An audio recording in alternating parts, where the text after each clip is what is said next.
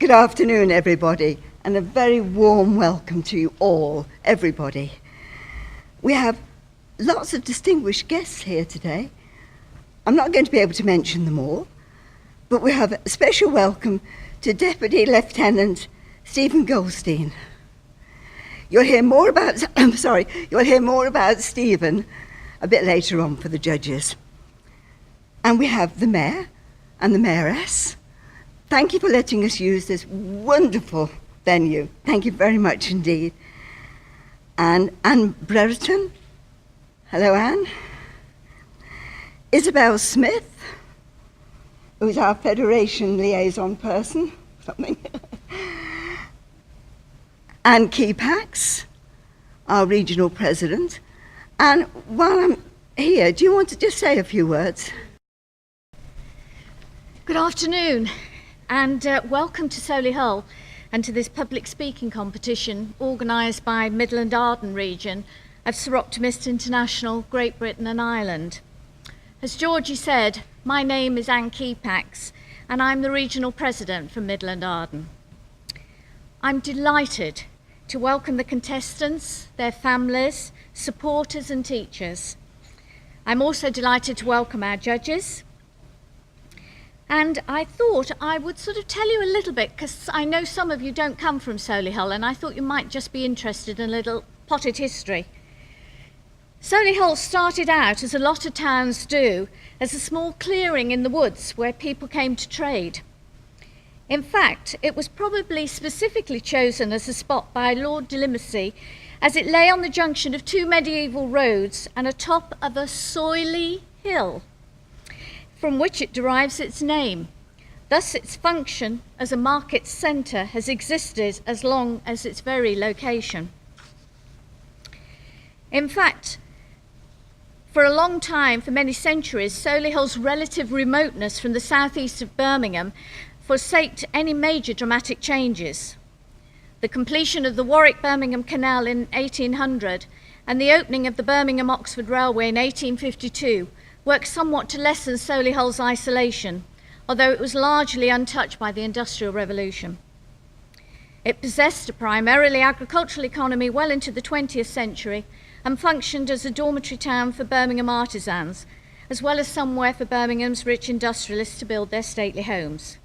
It was not uncommon, even by the 1960s, for the locals still refer to Solihull town centre as the village. Some interesting facts about the borough. The borough is approximately 69 square miles, or 17,832 hectares, 70% of which is green belt. Jaguar Land Rover is one of our established companies in the borough, and obviously the factory was started way back during World War II. National Exhibition Centre is located in Solihull and is the largest UK exhibition centre. Triumph Motorcycle Factory was relocated from Coventry to the village of Meriden during World War II.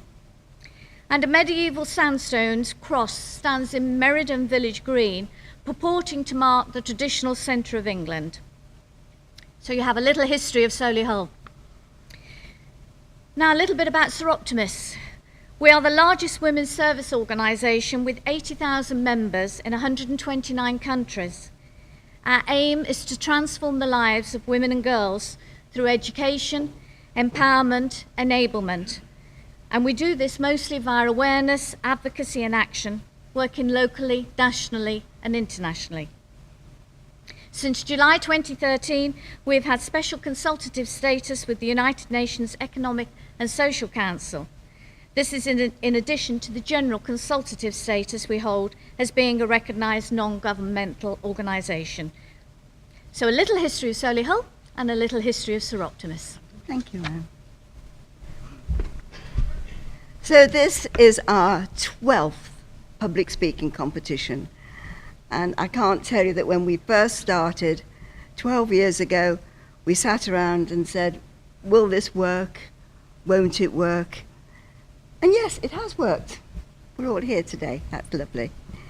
And we're all here to welcome and support this fantastic group of young people. So brave. My goodness, you are so brave.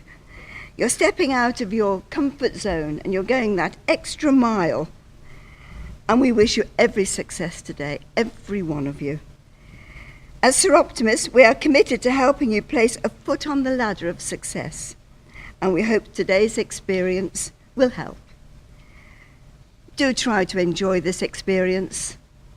I know it's not easy for you all, but do try to. We're all here and we're going to enjoy listening to you. So you enjoy speaking to us. Thank you. I'm going to hand over now to Val Clark, our MC for this afternoon. Now the competition has 14 candidates. Each one will be speaking for approximately 4 minutes. At the end of every candidate speaking, Isabel Smith, our Federation VIP, very important person in the Soroptimist movement, and Isabel is going to present each candidate with their certificate at the end of their presentation. Now, I'm going to give a welcome to the judges because we're very lucky to have such a high caliber of judges. And I think you'd quite like to know who is actually going to be deciding what's happening today. First of all, the chair of judges is Patsy Mustoe. She is actually at the top of public speaking in the UK, but she's even been an examiner in France. Amazing, really, because she spends time in both countries. She is a trustee and examiner for the English Speaking Board, and she specialises in presentational skills. Wow, it's quite someone, isn't it? She's a fine example of a Soroptimist as well, helping to make a difference. Thank you, Patsy, for giving your time, your input, and your expertise as chair of judges. The second judge is Anne Brereton.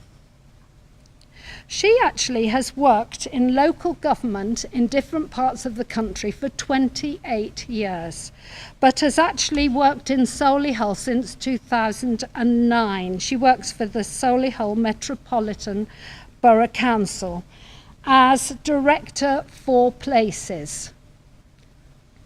And thirdly is Stephen Goldstein. Thank you for coming.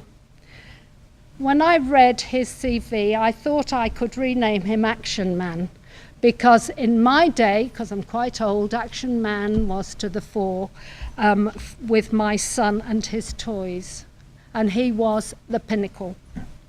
He trained as a chartered accountant and surveyor and blossomed into forming several property, surveying and leisure companies, culminating in his present position as chair of the Stephen Goldstein Group of Companies, owning French hotels, golf courses, self-storage units, plus a vast property portfolio.